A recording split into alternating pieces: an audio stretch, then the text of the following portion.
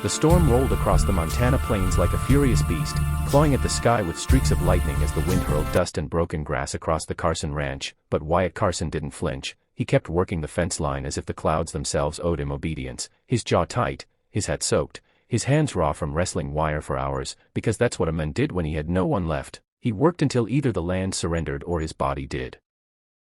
Wyatt always expected the land to surrender first, but tonight the world tilted strangely beneath him, his vision swimming as though heat shimmered off desert sand instead of icy rain pounding his back.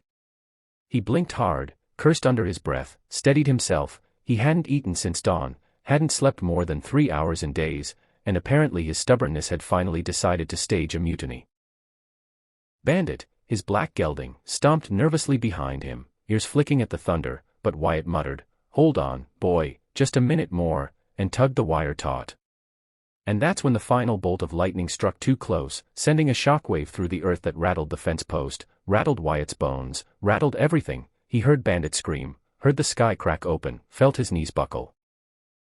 The last thing he remembered was the cold mud rushing up to meet him and thinking, "Damn, this is a dumb way to die."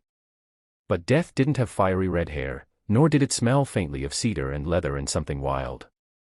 He woke to warmth, to breath against his cheek, to the soft pressure of lips leaving his, and he inhaled sharply, not a gasp, more like a man jolted back into existence.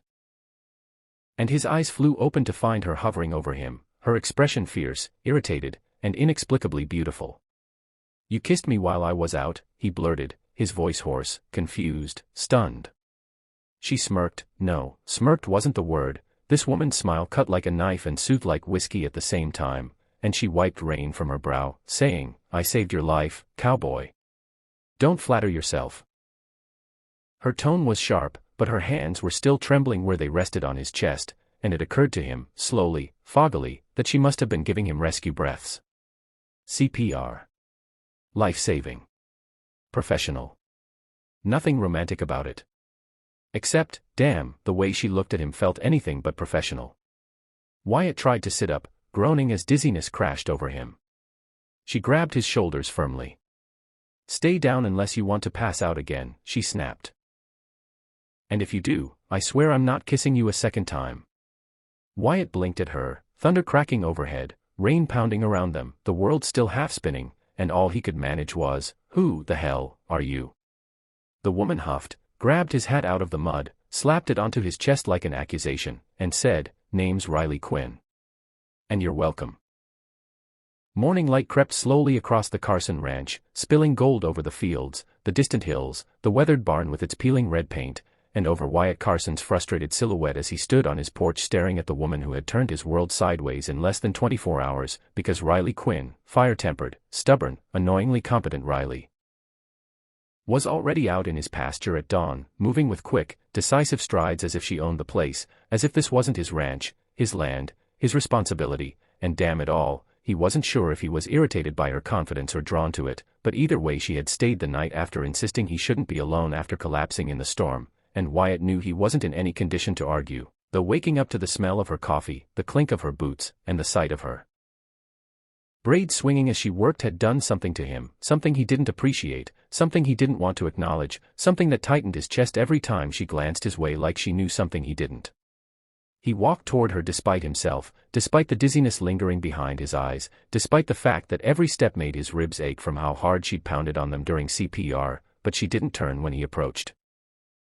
She kept inspecting the fence he'd been fixing before the storm took him down, and when she finally spoke, it wasn't a greeting, it was a challenge.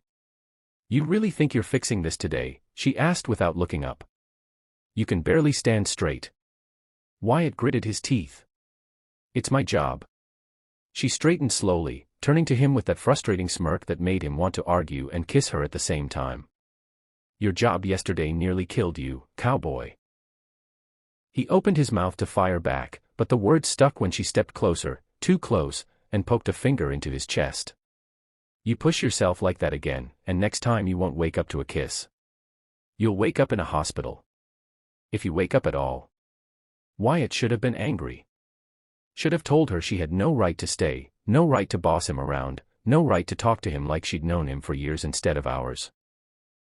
But instead, all he could do was stare at her, really stare at her, the freckles scattered across her nose, the scar along her jaw that hinted at a story she hadn't shared yet, the determination in her eyes that said she wasn't afraid of storms, ranchers, or fate itself, and he swallowed hard, suddenly aware that he wasn't the only one with ghosts haunting him. "Why did you help me?" he asked quietly. "You could have kept writing." She looked away, jaw tightening, and when she finally answered, her voice carried something raw, something unguarded. "Because I know what it looks like when someone is dying alone," she whispered. "And I'm not letting it happen again. Not to anyone." The wind shifted, carrying the smell of the field, the dust, the faint scent of her cinnamon-spiced coffee lingering on her clothes, and Wyatt felt something heavy and unspoken settle between them, something dangerous, something fragile. He took a slow breath.